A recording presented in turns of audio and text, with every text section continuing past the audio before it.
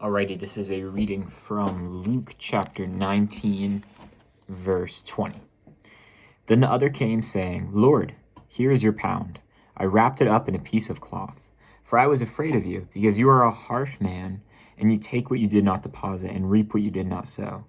He said to him, I will judge you by your own words, you wicked slave. You knew, did you, that I was a harsh man, taking what I did not deposit, and reaping what I did not sow? Why then did you not put my money into the bank? He said to the bystanders, take the pound from him and give it to the one who has 10 pounds. So I feel like I've read most of the Bible, especially the New Testament, especially the Gospels, but I seem to have passed up the story here. And this is the parable of the 10 pounds. Obviously very similar to what we see in, I believe I looked it up in Matthew, which I'm more familiar with, of the parable of the talents. But it's this very similar idea and concept of, someone gives their servants money and they expect a return on investment in proportion to what they give the servants. One of the servants, he's given a lot, he comes back with that. The other guy, medium, and the guy who has the least comes back with nothing. He's afraid, but he knows that his master is demanding and expects the best from them, as God expects the best from us. But something that really struck me, which I just want to touch on a bit in this particular passage, again, I feel like I've never read this, which is such a cool feeling, especially in the Gospels, because I definitely have read all of Luke at one point, but I guess not that well. The verse I highlighted, verse 20, Lord, here's your pound. I wrapped it up in a piece of cloth. So again, just to make sure I explained this parable well, actually, I think I kind of did explain it well already. It's like a king or a ruler gives his servants money and expects a return on investment. The one who is given the least, just 1 pound, comes back with nothing. But this adds, the other came saying, Lord, here's your pound. I wrapped it in a piece of cloth. For I was afraid of you, because you are a harsh man, and take what you did not deposit and reap what you did not sow. So I looked up online if there was artwork for this verse, because I think it'd be really cool. There wasn't, but what I'm sort of picturing is maybe a king or a ruler in a fancy seat in a throne room, and then these guys kind of dressed almost like noblemen, like knights or whatever, come in and they're like, huzzah, Lord, here's their money, here's your money. And then the last knight comes in and he's kind of got some insecure posture. He's hunched over, bro definitely doesn't lift or anything like that. He has a little pound in a cloth, and he's kind of meek and lowly, but he's hoping, he knows, which is so interesting about what it's saying about the psychology of this guy. The ruler says, I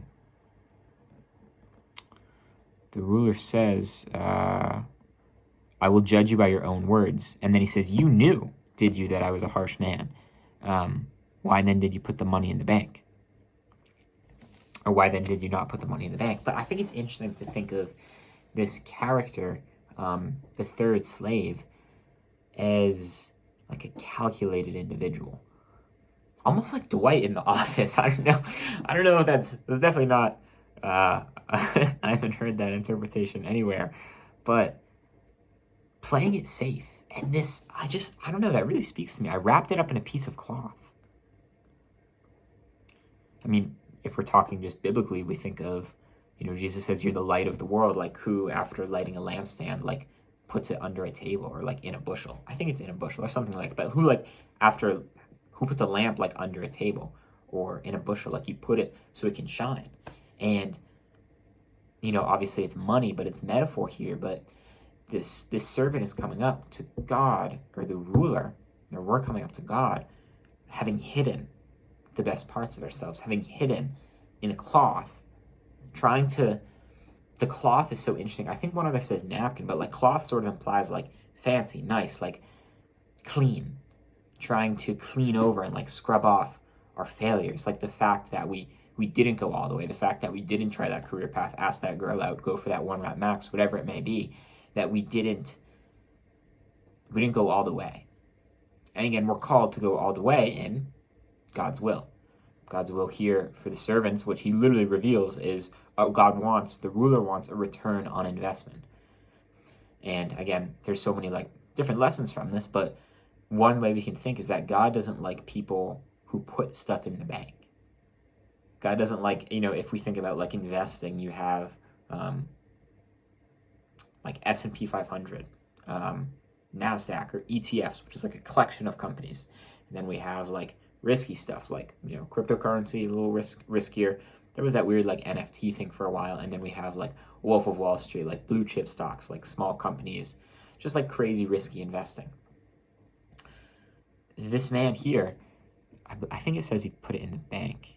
Yeah, put my money in the bank. He's saving it. He's playing it safe. And that's not how God or the spiritual life works, playing it safe. A quote I have, which I really like from the Bishop Barron, says, God exists in gift form. God exists in gift form. One way I take that to mean is that we get more when we give away. I'll explain it quickly with like another like quick metaphor story is, it was once explained to me as a kid, like a mom or a dad or a parent gives a kid money to buy them a Christmas gift. It's kind of like counterintuitive if you don't like understand what it means to be a kid and like have parents and have Christmas with your family. Like, well, why wouldn't the parent just like keep the money themselves?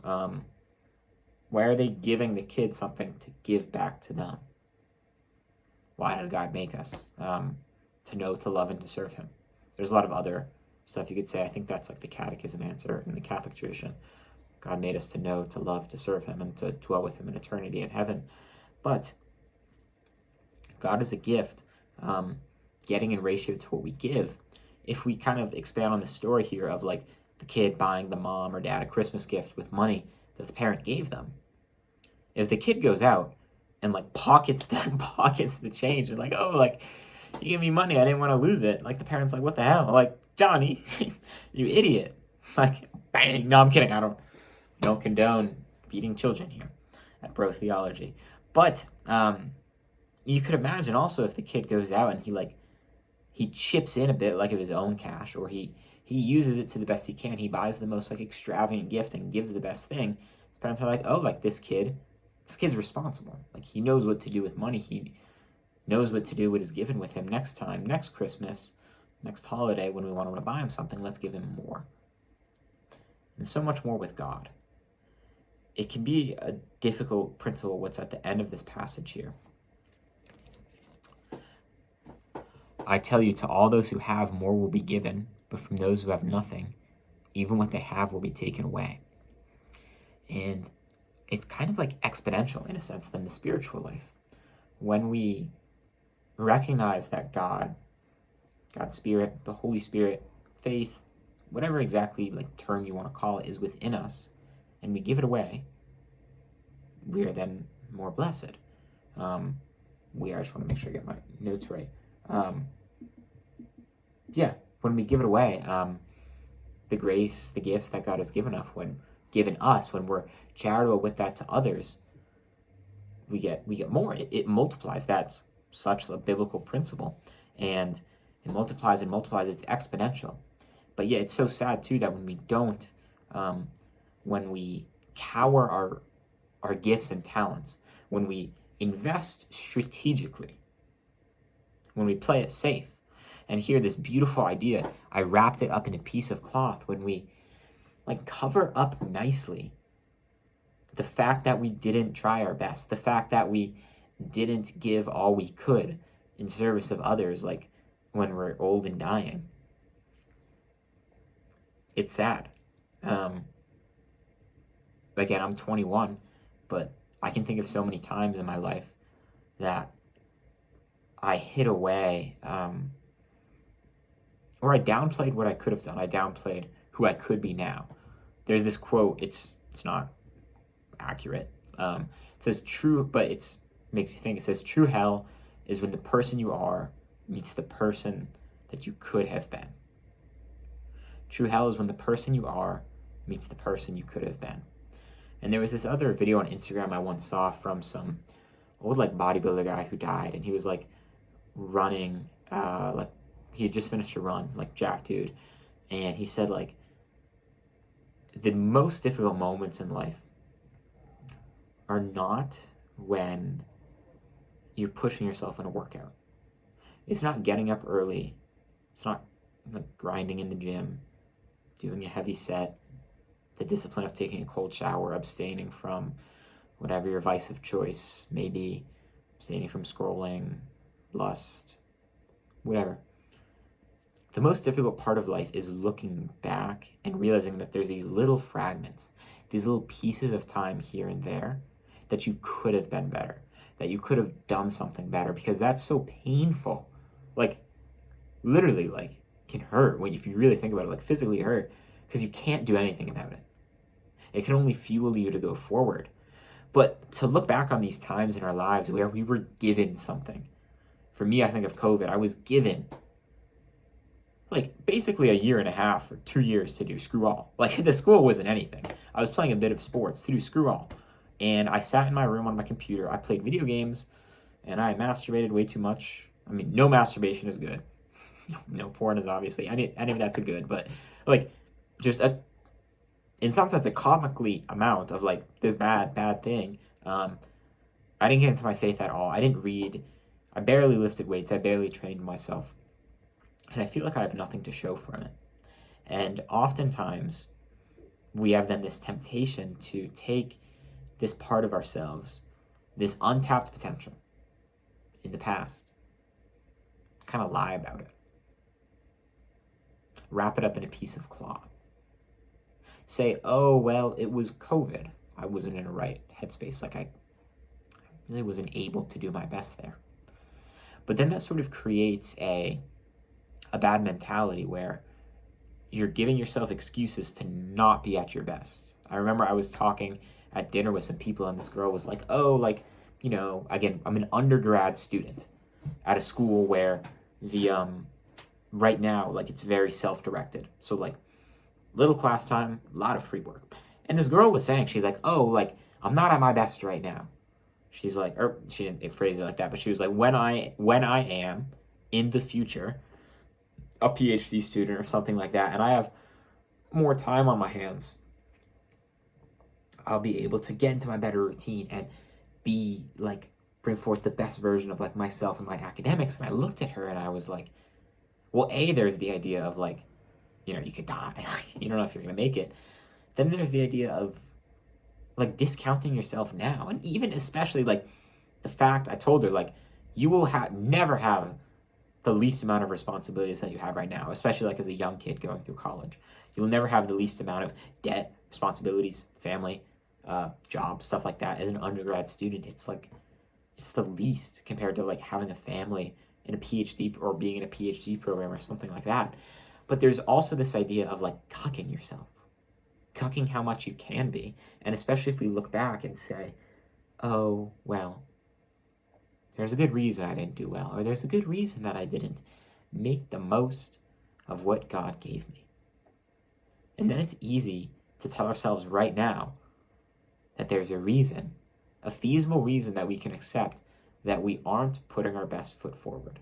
You know, sure, you may be paralyzed, have mono, in bed rest, some terrible situation. I'm not saying everyone needs to be training for a marathon or something like crazy like that, but you can put your best foot forward always and try to make a return on what God has given you. And we do that by giving it away to others. I invite you, I guess, to, I don't know, maybe pray with this. Think of the third servant who wrapped up the money in a cloth, who hid it away in fear. And what's so interesting about the psychology of this, again, is it implies he knew he was going to be punished. He knows that the master or the ruler in this version is a harsh man. But he does it anyway because the fear is so paralyzing. It's almost like a version of Pascal's wager. Not at all. I take that back. But like a twisted rationality or using reason where he's like, I know my master's harsh. If I try to use this money and fails, something really bad's going to happen. if I use the money and it's good, something really good's going to happen. But if I invest it, or no, not invest it, if I put it away in the bank and save it for later when he comes back, I'll get a light beating or something like that. But it's so interesting thinking that he knew. And we all know that in a sense too. We all know like how much we're called to be, and that our conscience pangs, that we feel like an internal meh when like we're not living up to using what God has given us to the best of our ability. And these parables here in Luke,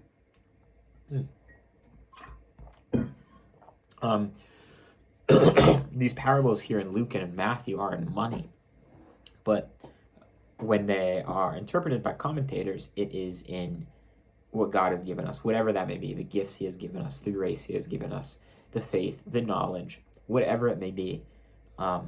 Everything good is from God, so I guess you could say the good stuff in our lives that God has given us. It is our mission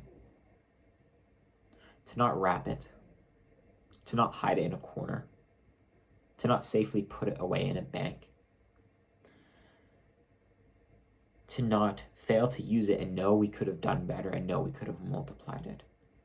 Our mission as Christians, as God-fearing individuals, is to take and accept what God has given us, God's presence within us, and give it away fully.